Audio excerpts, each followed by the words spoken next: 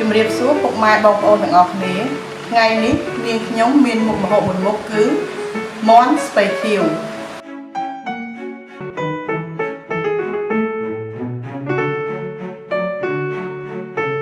គ្រឿងផ្សំមានដូចជាសាច់មាន់ស្ពៃខ្ទឹមសទឹកស៊ីអ៊ីវប្រេងខ្យងស្ករសប៊ីចេងម្សៅស៊ុបប្រេងល្ងប្រេងឆាអញ្ចឹងយើងទៅចាប់ផ្ដើមពីវិធីចម្អិនទាំងអស់គ្នាមុនដំបូងនាងខ្ញុំសូមឈូសស្ពៃបងប្អូនចា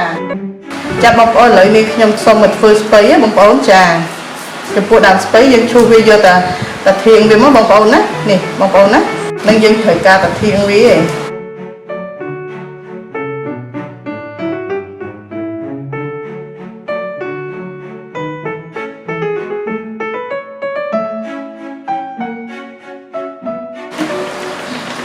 ចាបងប្អូនមកស្ពៃនឹងវែងៗយើងកាត់វាខ្លីៗល្មមបងប្អូនណាចាកាត់វាខ្លីៗល្មមអញ្ចឹងមក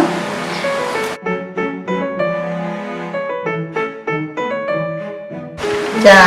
អញ្ចឹងនាងខ្ញុំយកសាច់និងស្ពៃនេះទៅលាងសម្អាតបងប្អូនណា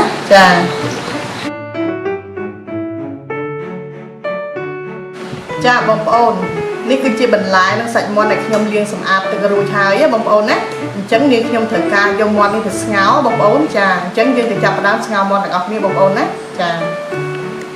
ចានេះបងប្អូនណាឥឡូវនាងខ្ញុំចាប់ផ្ដើមស្ងោរមាន់ណាបងប្អូនចា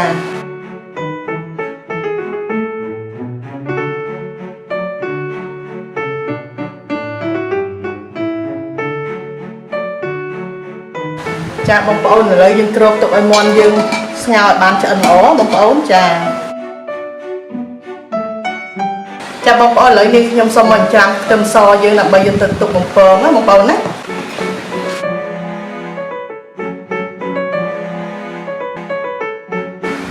ចំពោះមាន់ស្ពៃខ្មៅនេះយើងត្រូវការខ្ទឹមបំពងណាយើងច្រើនតិចណាបងប្អូន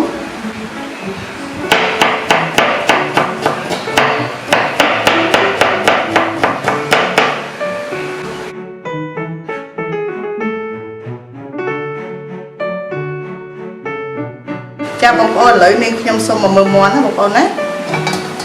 ចាបងប្អូននេះសាច់មាន់យើងស្ងោរបានឆ្អិនល្អណាបងប្អូនណាអញ្ចឹងនេះខ្ញុំសូមស្រង់ណាបងប្អូន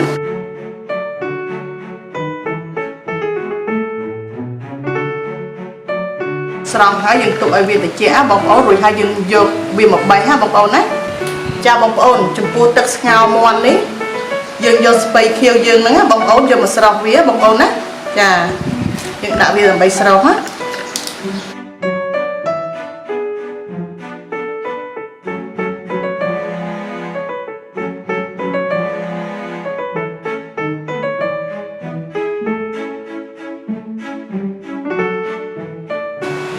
ចាបងប្អូនចំពោះទឹកស្ងោរមាន់មិញហ្នឹងគឺយើងយកស្ពៃយើងមកស្រោះបងប្អូនណាចាចំពោះស្ពៃនេះយើងមិនបាច់ស្រោះឲ្យឆ្អិនពេកទេយើងស្រោះតែមកល្មមមកបានហើយណាបងប្អូនណាចាបន្ទាប់ពីយើងស្រោះស្ពៃនឹងហើយនឹងយើងត្រូវការដួសវាមកដាក់ក្នុងទឹកត្រជាក់បងប្អូនដើម្បីត្រាំស្ពៃយើងឲ្យមានជាតិស្រួយឆ្ងាញ់ល្អចាបងប្អូនឥឡូវយើងស្រង់ស្ពៃយើងដើម្បីមកត្រាំទឹកត្រជាក់បងប្អូនចាបងប្អូនណាយើងធ្វើអញ្ចឹងទៅស្ពៃយើងបានឡើងស្រួយហើយឆ្ងាញ់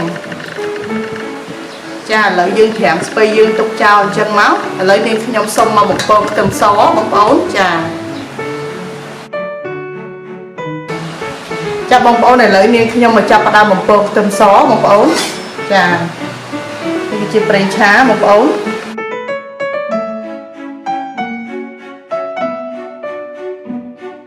ចាឥឡូវចាប់ផ្ដើមបំពងខ្ទឹមសយើង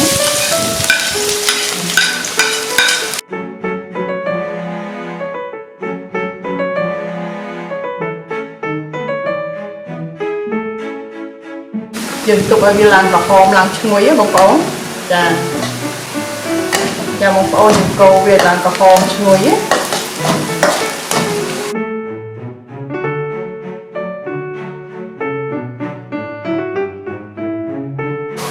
ចាបងប្អូនឥឡូវខ្ទឹមយើងបានឡើងក្រហមហើយឈ្ងុយអញ្ចឹងប៉ុណ្ណឹងបានហើយណាបងប្អូនអញ្ចឹងនាងខ្ញុំចាប់ផ្ដើមទៅបេះសាច់មាន់ណាបងប្អូនណាចា ច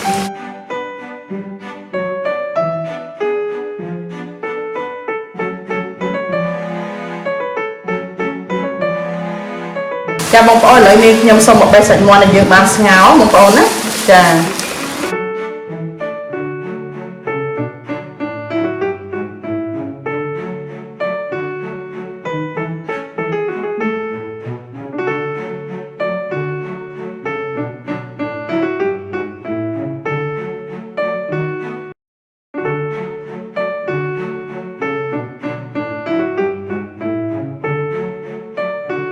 ចាបងប្អូនសាច់មាន់នេះខ្ញុំបានបេះរួចរាល់ហើយអញ្ចឹងនាងខ្ញុំទៅចាប់ផ្ដើមធ្វើទឹកគ្រឿងផ្សំនៃមាន់ស្ពៃខ្មៅបងប្អូន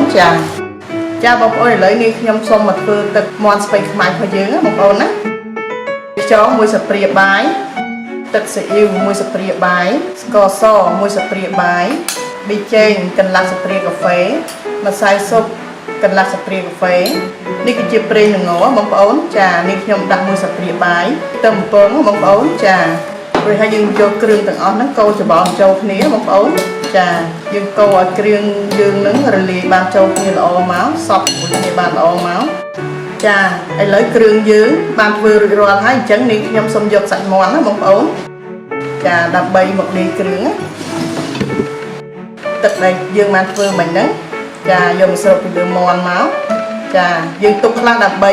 យកទៅច្បល់ជាមួយស្ពៃរបស់យើងណាបងប្អូនណាចាហើយយើងច្បល់សាច់មាន់របស់យើងហ្នឹងឲ្យចូលជាមួយគ្រឿងហ្នឹងបងប្អូនចា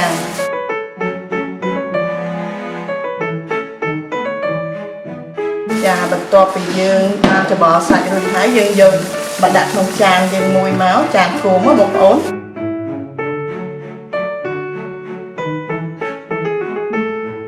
ហើយនេះគឺជាស្ពៃចាបងប្អូនស្ពៃនេះគឺយើងយកមកប្រឡាក់ទឹកគ្រឿងដែលយើងធ្វើបាញ់មិញផងបងប្អូនណាយើងយកទឹកគ្រឿងដែលយើងបានធ្វើហ្នឹងចាយើងច្បល់ដូចមាន់មិញចឹងចាបងប្អូនយើងយកស្ពៃយើងច្បល់ជាមួយគ្រឿងចឹងមកណាបងប្អូនចាបន្ទាប់មកយើងយកមកដាក់ពីលើមាន់យើងដែលយើងបានច្បល់មិញហ្នឹងណាចាបងប្អូនឥឡូវមាន់និងស្ពៃរបស់យើងនេះយើងរៀបចំបានរួចរាល់ហើយអញ្ចឹងយើងយកចានស្អាតមួយបងប្អូនដើម្បីមកកាប់ចេះណាចា